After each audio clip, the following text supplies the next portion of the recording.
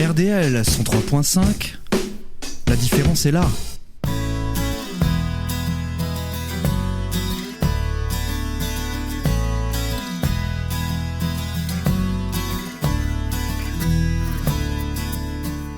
Radio RDL, à la base, était Radio Verte Fessenheim, qui est née officiellement le 4 juin 1977. Première émission qui a été réalisée depuis les hauteurs du Hollandsbourg, qui a été diffusée depuis les hauteurs du Hollandsbourg. Par la suite, l'équipe qui a mis tout ça en place a diffusé une fois par semaine différentes émissions sur le thème justement de Fessenheim, le nucléaire, etc. pour que les gens puissent comprendre qu'il y avait également des dangers liés au nucléaire. Donc ça a été le point de départ de justement Radio Verte Fessenheim. Par la suite, quand Mitterrand est arrivé, on a eu la libération des ondes. Donc du coup, Radio Verte Fessenheim s'est transformée en Radio Dreieckland, qui a eu un rayonnement au niveau justement des 3 coins de frontière entre l'Alsace, l'Allemagne et la Suisse.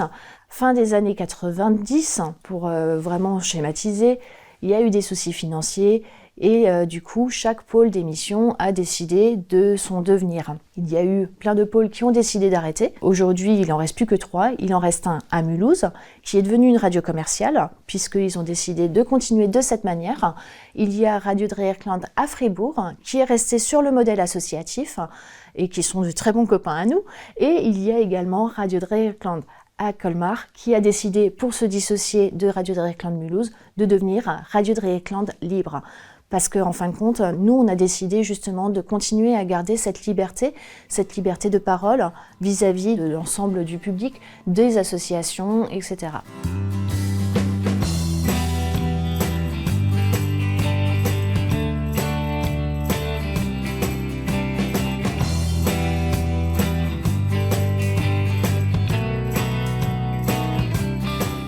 On peut nous écouter aussi bien sur le 103.5 dans le centre Alsace.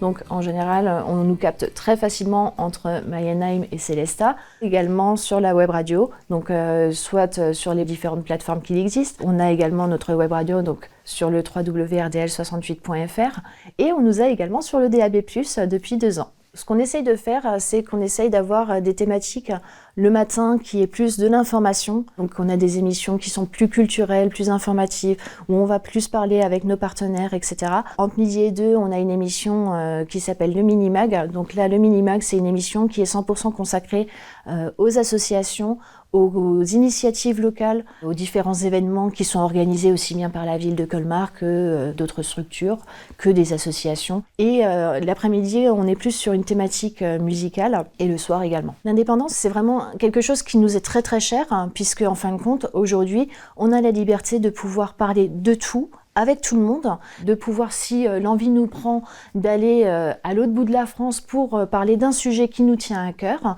de faire des émissions vraiment sur n'importe quel sujet. Et c'est justement en fait ce qui fait notre force. Et on a la chance d'avoir des bénévoles qui sont assez pointus dans leur domaine. Ces gens-là vont aller au bout des choses sur leur domaine et permettre aux gens d'en apprendre toujours plus.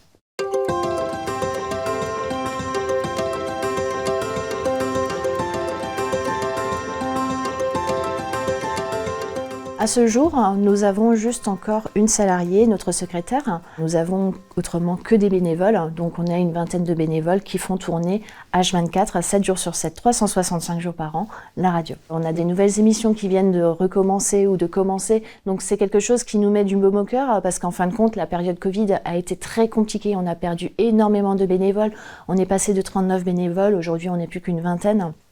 Donc forcément, comme dans toutes les associations, ça a été difficile, puisque mine de rien, la radio, c'est quand même quelque chose où il faut avoir une certaine rigueur. Il faut venir régulièrement. Il faut que les émissions puissent être enregistrées ou en direct, mais par contre, timées. C'est une rigueur, en fait, que les gens ont un peu, des fois, du mal à comprendre. Aujourd'hui, c'est vrai que notre cri d'alarme, comme dans toutes les associations, c'est « venez nous rejoindre ».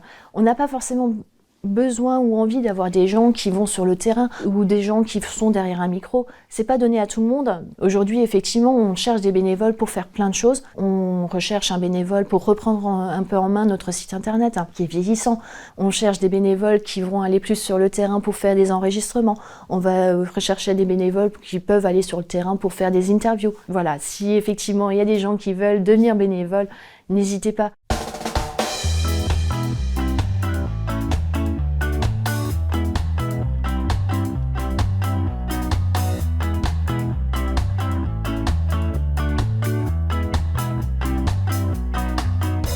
Au niveau de nos locaux, nous avons la chance d'avoir depuis 2006 les locaux dans lesquels nous sommes aujourd'hui qui ont été réalisés sur mesure pour justement une activité de radio.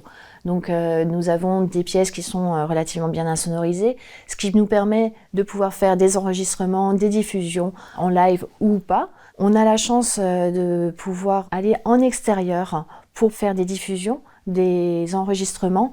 On a tout le matériel en fait qui nous permet de diffuser depuis partout pour aller partout. On a un partenariat notamment avec le Jazz Off. C'est l'ensemble des concerts du festival Jazz Off qui sont diffusés en direct. Un autre partenariat important avec le service de la culture de Colmar, avec le Festival du Livre. Le Festival du Livre, c'est une quarantaine d'interviews sur l'ensemble des 2 jours, où en fait j'incite fortement nos bénévoles à prendre contact avec les auteurs, à lire les livres pour savoir de quoi ils parlent en fait au cours de leurs interviews. On essaie quand même d'instaurer une relation de respect envers les auteurs, envers le Festival du Livre également, pour pouvoir justement avoir des interviews de qualité.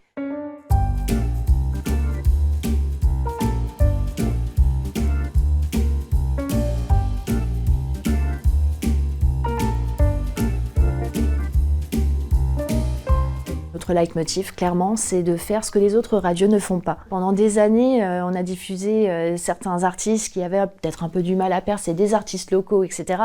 À partir du moment où ils sont diffusés sur les grandes ondes, on estime que notre boulot est fait. Notre job, ce qu'on veut vraiment faire, c'est aider les artistes indépendants, les artistes locaux à percer et à grandir. C'est vrai qu'on a actuellement développé des liens très forts, notamment avec la Comédie de Colmar, avec l'Opéra Studio. C'est une école en fait au niveau de l'Opéra de Colmar qui permet à des artistes de s'épanouir et de grandir. Ils viennent régulièrement dans nos locaux pour faire des directs ou des enregistrements pour pouvoir être diffusés.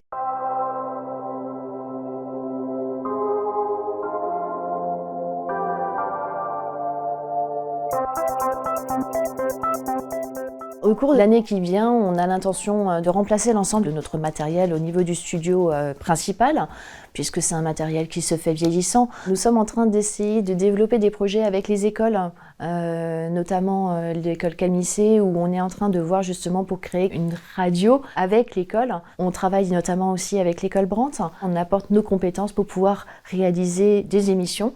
Et en parallèle, on est en train de discuter aussi avec notamment le CDRS pour là aussi développer une petite radio ou alors des petits projets avec justement les résidents du CDRS pour leur permettre de choisir des morceaux de musique et puis sur telle plage horaire, c'est leur émission à eux pour qu'ils puissent se poser tout simplement et puis écouter ce qu'ils ont choisi d'écouter tout simplement. On travaille également avec la ville pour les animations été pour essayer de susciter des vocations puisque pendant 3h30 ils préparent une émission et à midi ils sont en direct.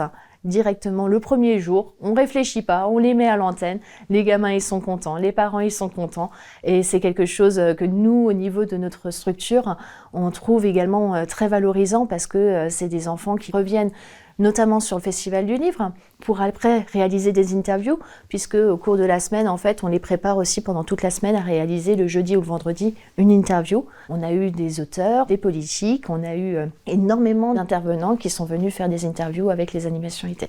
Si vous voulez écouter de la musique originale, allez sur RDL 103.5. C'est cool.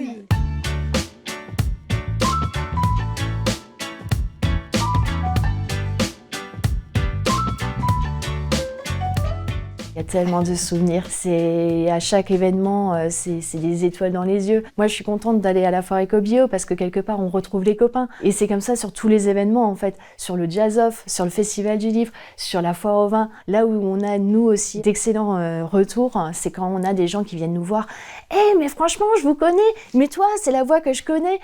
Donc forcément, nous, ça nous fait chaud au cœur parce que on sait que derrière, oui, il y a des gens qui sont là, il y a des gens qui nous soutiennent. On aime faire nos émissions dans les studios, on aime avoir effectivement tout le matériel qu'on a à disposition pour pouvoir faire tout ça. Mais c'est vrai que quand on va sur le terrain et qu'on rencontre ces gens-là, ça n'a pas de prix. Ça n'a pas de prix.